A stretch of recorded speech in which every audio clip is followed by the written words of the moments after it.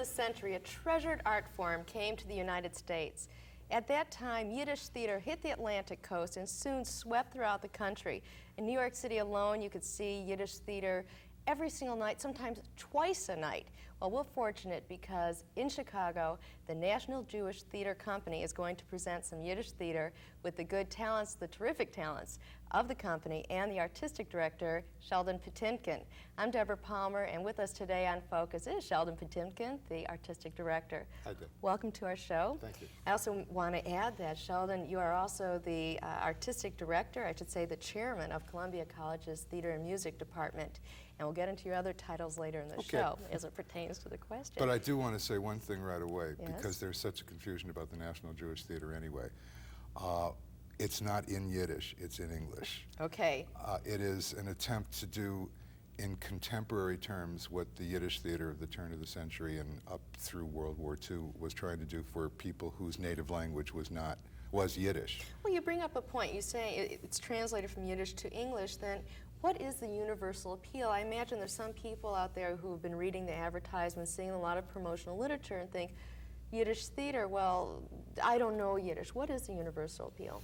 Well, the plays that we're doing really are about universal problems as reflected through the eyes of Jewish people. Mm-hmm. The characters in the plays are Jewish, but for the most part, their problems and concerns are every person's problems and concerns. Well, why waste time? Let's just get to those problems. What are the plays and what are the problems they present?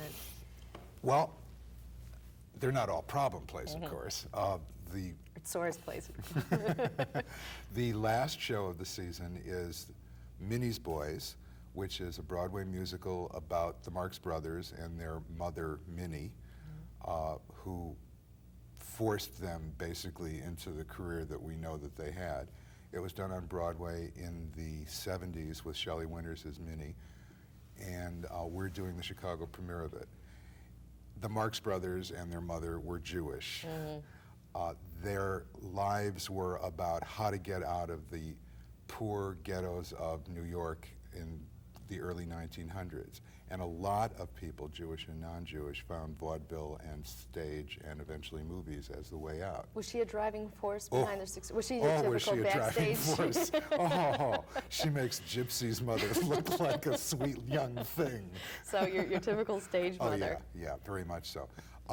One thing that isn't known is that her younger brother was the Sheen of Gallagher and Sheen, who were a very famous vaudeville act at the turn of the century, and she got them started, and then after they were going, she turned around and did it for her sons as they were growing up. Now, did she ever take a part in the theater besides pushing them backstage? She was in their act for a while. When they were on the road in vaudeville in the early days of their act, you got paid by how many people were in the act, and for a while, Minnie, therefore, was in the act. She wasn't a very successful performer, but she was an incredible driving force, and all the boys adored her, as well as they adored the father, who was weak and ineffectual and a terrible tailor who was not able to earn them any money, but apparently a great cook. Yeah, when it comes to food, I mean, what else is important? I mean, that's Jewish theater. Oh, yeah. You know, it's interesting. You talk about Minnie's Boys. You know, a lot of these, it seems, and we'll get into the next show too, have to do with family. All 4 of the shows this season really are about family in one way or another. What is the next production? I should say. Backwards? Yeah. Yeah, going backwards. The next to the last show of the season is an adaptation of 4 short stories into one-act plays. All 4 short stories are by contemporary Jewish American writers. We're doing The Magic Barrel by Bernard Malamud, Stanley Elkin's Kibitzers and Criers, Criers and Kibitzers, I.B. Singer's Jealousy, and a story called My Father Always Sits in the Dark, and I cannot remember the name of the writer of that story. I have to go and see it. And they're being adapted and directed by the Associate Artistic Director of the National Jewish Theater, Arnie April, who is the Artistic Director of the City Lit Theater, which has built its reputation on making stage adaptations of fiction. Well, is there anything that weaves those 4 stories together? You know, why that selection? They're all about early problems of first-generation Americans after coming over, and about setting up families in America, and about setting up their lives in America. It's an accident in a way, but really all of the shows that we're doing are about family. Yeah, but that happens to be the core of Judaism, the family unit. It wasn't planned that way. I mean, I didn't pick plays to be about family. After we picked the plays, we discovered they really were all about family. But how lovely to have something weaving through all of them. Now, the second show. Now, the second show, the third to the last, or the second show of the season, going backwards, forward, is the one classic that we're doing. It is the most famous play in Yiddish. We're doing it in English. It is the only Yiddish play that is recognized as part of the world literature of classic theater, and it is The Dybbuk by S. Ansky, which I have done the American adaptation of. You were actually in it. It was in Chicago. I was in it in 1953, with Ed Asner as the Rabbi Azrael and Joyce Piven as Leah, directed by Bern Piven at the Old Playwrights Theater Club. And this is the first professional production in 35 years. That's Is right. that correct? Yeah. It's the first professional production since December of 1953. Now, I have to say, growing up, I always heard about the Dybbuk. My parents would say how terrified they'd be, and they always went back, but they were terrified of the Dybbuk. With Hollywood and The Exorcist and all these terror films, we've become somewhat jaded. Is it still as terrifying? I hope so. I have never before directed a play that was meant to scare the audience, except for laughs, and that was usually Second City kind of stuff. And this one isn't for laughs. And it scared me when I was a kid and first encountered it. The movie scared a whole generation of people. There's a Yiddish language film of it made in the 30s in Europe. Scared a whole generation of Jews. And I hope that it's still as scary. It is a play about possession and exorcism, but it's not about vomiting pea soup, and it's not about heads spinning around 360 degrees and stuff like that. It's about the presence of the spirit world in our lives. And it's about compacts made between people and understandings of how families are built and must be built that are denied and disrupt the spirit world. Now, how can we contemporize that? Can we draw a bridge between the Dybbuk as it was years ago and the application to today's society? Well, what it's about is man's responsibility to man, being part of how he must live his life in order to be acceptable to God and to the spirit world. It believes in the spirit world, this play. It isn't trying to scare you with it. It believes in it. It's a tremendous undertaking. You're directing this, and how many actors 26 do you need? actors, 3 sets, a lot of fake hair, because it's set in a Hasidic community, and about 50 costumes, most of them black, because that's mostly what people wore. And 4 acts, which we're doing with 1 intermission. And it's a long play, and it's filled with Hasidic dancing and singing, and it's filled with ghosts. There's a ghost in it, as well as a Dybbuk, which is a spirit which takes possession of another human being, the spirit of a dead person, which takes over the body of a living person. In this case, the promised bridegroom takes over the body of the bride he was not allowed to marry. But we can't tell them what happens at the end. No, we can't tell them anything. But we can show you a clip. But we're first going to talk about the first show of the season, Grown Ups. Which is the one we have the clip from, That's right. Yeah. It's the only one we could have the clip from. The Dybbuk hasn't started rehearsal yet. It starts soon. The first show of the season, or the 4th one going backwards, is Grown Ups by Jules Feiffer, also a Chicago premiere of a play that Feiffer wrote in 1982, I think it was. It is a play about a very difficult family, I guess is, they're killers, these people. People ask me if it's a comedy since it's by Jules Feiffer. I say, yes, it's a comedy if you think Who's Afraid of Virginia Woolf is a comedy. It is about how people, in the guise of love and family concern, destroy each other. And it is set within the milieu of a New York intellectual family, upper middle class, mother and father, their 40-year-old son, who is a reporter on the New York Times, which is to his parents like saying that he works for God. Really. That's how much the New York Times means to this particular family. And he is married and has a child, and he also has a sister who is a character in this play. In fact, this scene is set in the kitchen of his sister's house at a birthday party for his sister's husband. He has arrived without his wife and without his daughter. In fact, his wife and daughter never come to family functions. So we have Ashanda. Yes. Well, it's all about, is she sick again? What's wrong? Is there something you're not telling me? But it's also about caring and concern about the fact that she doesn't come and they never see the kid, as well as a lot of nudging about the fact, when do I get to see my granddaughter, is, I believe, a scene in this, a line in this scene, as well as several other times in the play. Well, I think we've teased them enough. Why don't we take a look at that, and then we'll come back and discuss it. So, when are we going to see you? You're seeing me now, Dad. Don't be a wise guy. You know, when are you going to come over to visit? I'm hoping that I see my granddaughter before I die. Dad, every time you see me, you ask me, when are you going to see me? I mean, I don't know what you want me to do. You want me to move back in? Come on, look. Do you know how many other sons visit their parents? I didn't know there was a standard. Look, I'm here, we're together. Let's just try and enjoy it. I could enjoy it if for just once I could see my granddaughter. Anytime you want. How many times do I have to tell you? That's not an invitation, It Jake. is an invitation. No, an invitation is come Tuesday, come Thursday, come Sunday. That's an invitation. That's your house. In my house, we don't believe in those sort of formalities. In his house. I suppose your friends just come over just like that? You don't have any Friday night dates, Saturday night dates? They just call on the phone and say, we're coming over? That's like that. That's right. You're full of hot air. It's true. I'll tell you what's true. You give us a date to come over, we'll come over. What do you want, a formal invitation? It's been heard of. You can also come and visit us. I do! With the family. Louise had a very difficult miscarriage. 3 years ago, she's still having a miscarriage. Seriously, Jake.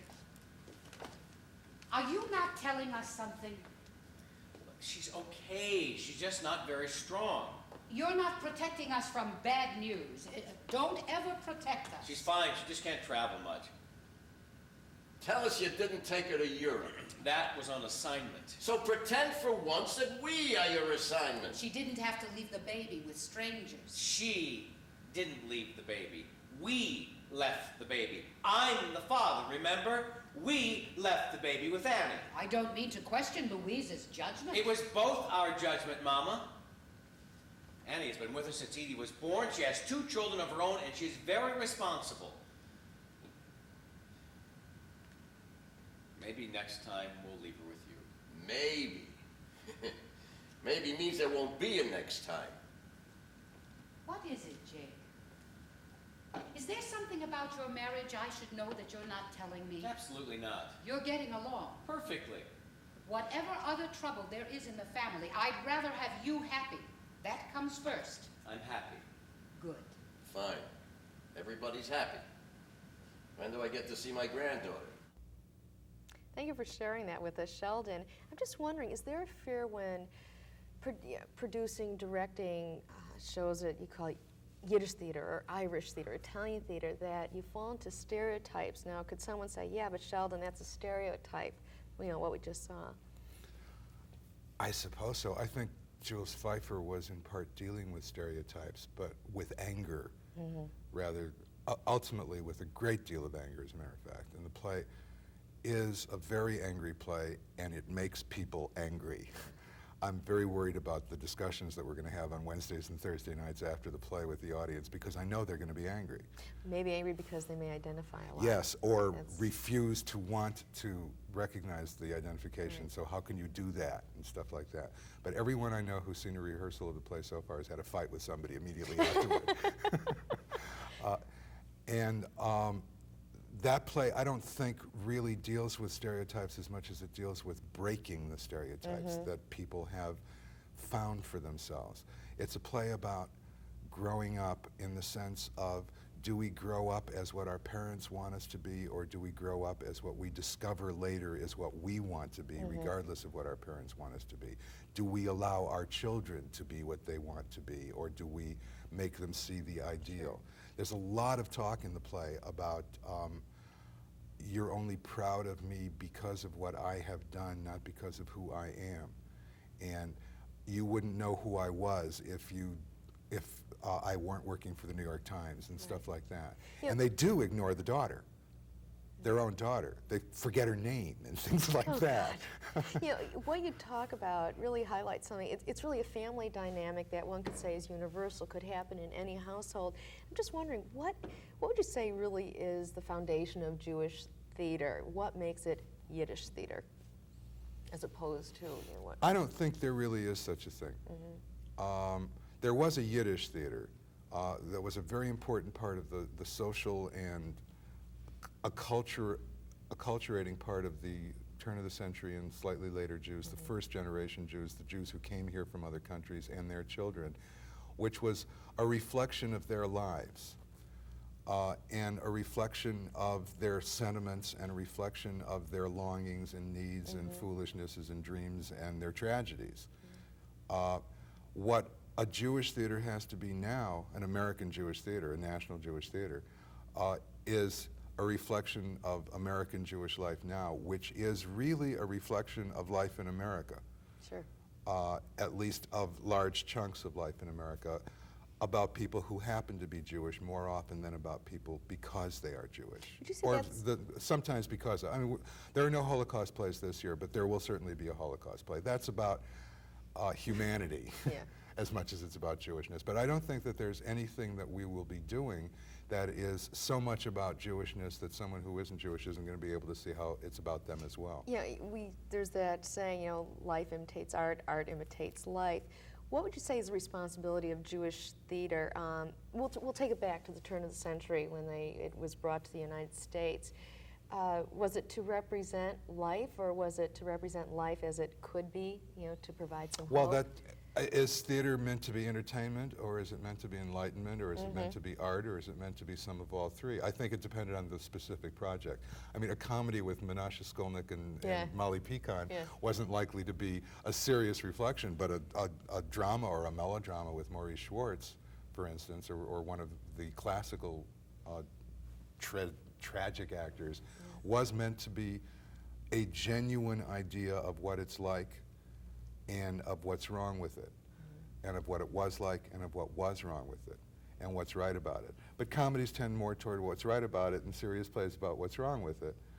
And that's true whether it's Yiddish or not. But it is and must be primarily a reflection of the lives of Jews, whether they're American or European, first generation or fifth generation, or there's no point in our doing it. Any of the other theaters in town could do it. Which brings up the question, do you have to be Jewish to enjoy it? No, but you have to be Jewish-oriented to pick the plays, but not to enjoy them. Yeah, in which we talked about the lineup being, it just happened. I mean, how did you pick this lineup? Well, I knew I wanted to do the Dybbuk. That was first.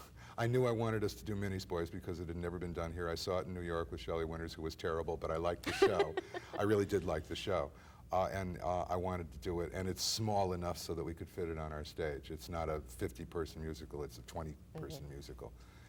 And Arnie makes wonderful adaptations of fiction into stage material, and I wanted him to do one, and we decided that rather than doing a full-length one, he should pick some short stories to do, and that's how that one came up. And then Grown-Ups, I had two reasons for why we're doing Grown-Ups and why we're doing it first. One is that I think it's a really important play that has never been done in Chicago, that treats exactly the kind of subject matter that we should be dealing with at our theater. And I want to say something to our audiences from last year. I was not the artistic director last year, I was on the board. I felt that the combination of all three plays last year was a little too sentimental. Not necessarily that each play was sentimental, but putting all three together, it was a little too heartwarming as a whole season, so to speak, a little too soft. So I want to say to our audiences, it isn't always going to be just what you got last year. And the best way to do that is to do something as different from what they got last year Which makes as it I very could find. realistic, because that life isn't always sentimental. Exactly. And I really I wouldn't do it if I didn't think it were a really good play. I wouldn't do it just to shock people. Although the play is going to shock some people, and it is going to offend some people. Some of the language is going to offend some people, and certainly some of the ideas and some of the terrible things that people say to each other in the play are going to offend some people. Because it's realistic. Yeah. You talk about adaptations, and I remember doing some research on Yiddish, as you know, the return of Yiddish, and there are some people say you really can't translate a word. There's like schlepp is become a Yinglish, they call it, which Leo Rastus says. Kibitzer. A kibitzer, that's right, schlepp. How can you say, what, trapes? I mean, yeah, I sort created of it over, you know. It takes a yeah, lot of words it to say does. one word. So how do you maintain the integrity of Yiddish theater by translating it to English? Words like that would be said in Yiddish by those people. And all of these plays, with the exception of the Dybbuk, were written in English. The Dybbuk was written in Yiddish, but the other three are all American plays.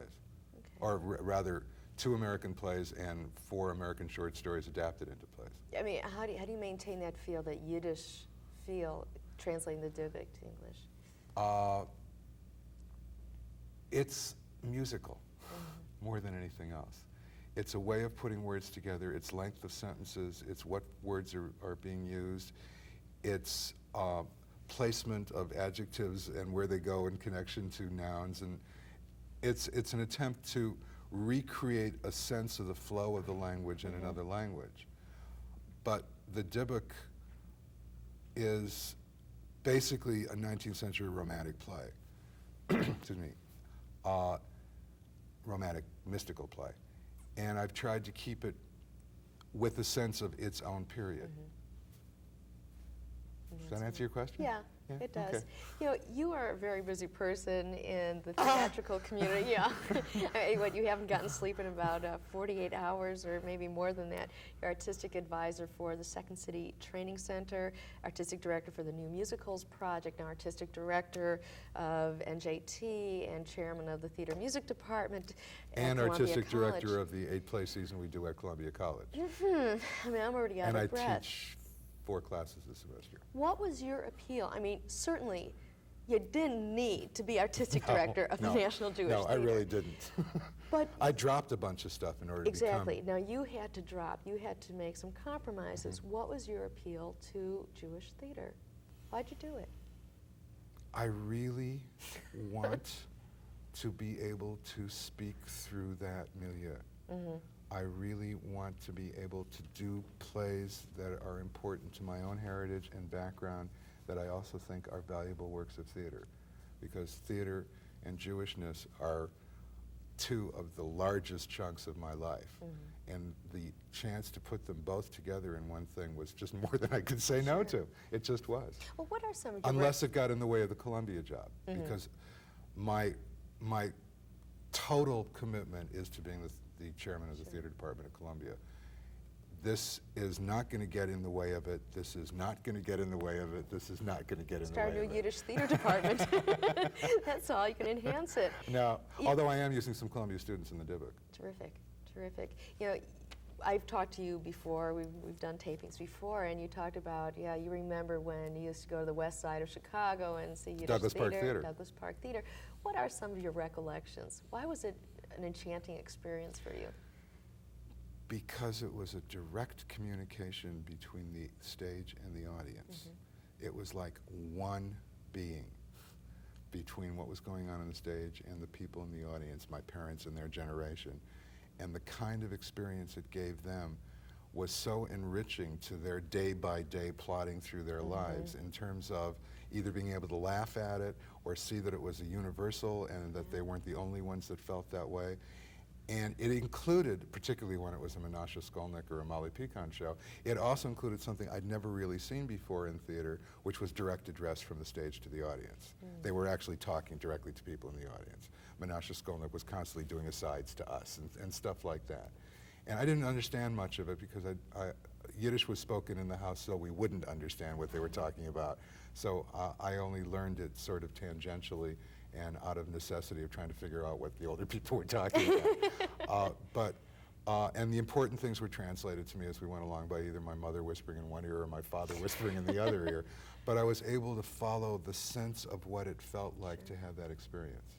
And it was really wonderful, complete commitment on the part of both the actors and the audience to sharing that time together. You know, it's amazing how you've come full circle. You know, you're going to share that magic now and translate it to the stage through your talents. You know, I hope so. I'm excited. I'm scared, but I'm excited. It's good to be scared. You know, for a while there, I mean, it was in its heyday. Yiddish theater was. Talk about the turn of the century. As I said, you could see Yiddish theater every night, sometimes twice a night. And then, as we know, it subsided and some theaters closed down. Now, with the return of Yiddish As did the theater, language. As did the language. What do you think the future of it is in the United States, and particularly in Chicago with the National Jewish Theater? Well, we have a very large audience. Mm-hmm. We have a very large subscription audience that subscribed before the first play was done the first season, most of whom renewed, as well as adding more to it. There are a lot of people who want to find a theater that speaks to them on this level. But it's also important to me that we get more than Jews, because if it isn't good theater as well as being good about being Jewish, then it's not what I want to be doing anyway. And we should remind the viewers out there, it is at the National Jewish Theater at 5050 West Church in Skokie, and to find out for That's tickets. the Jewish Community Center, the Mayor Kaplan Jewish Community Center in Skokie. And for ticket information, just call 675-5070, all right? And I want to thank you so much for being with us, Sheldon. Thank and you. Just a real quickie, is this for children too? The Dybbuk, if you don't mind that they might get scared. Grown-ups, absolutely not. Absolutely not. I thought you were saying no grown-ups. No, no children at grown-ups. Really, it would be a bad idea. And also the language gets pretty strong. They say some strong swear words to each other, among other things. The short stories, I think so, and Minnie's Boys, certainly. Well, you've titillated my curiosity. I definitely am going to run out to see the National Jewish Theater. It's going to be here the whole season. We look forward to the next season as well, as I'm sure you are. And we hope you get a chance to see it. And we'd like to say... Let me get through this season before I start looking forward to next season. Thank you. I'd like to thank our guest, Sheldon Patinkin, the Artistic Director for the National Jewish Theater. And for Focus, I'm Deborah Palmer.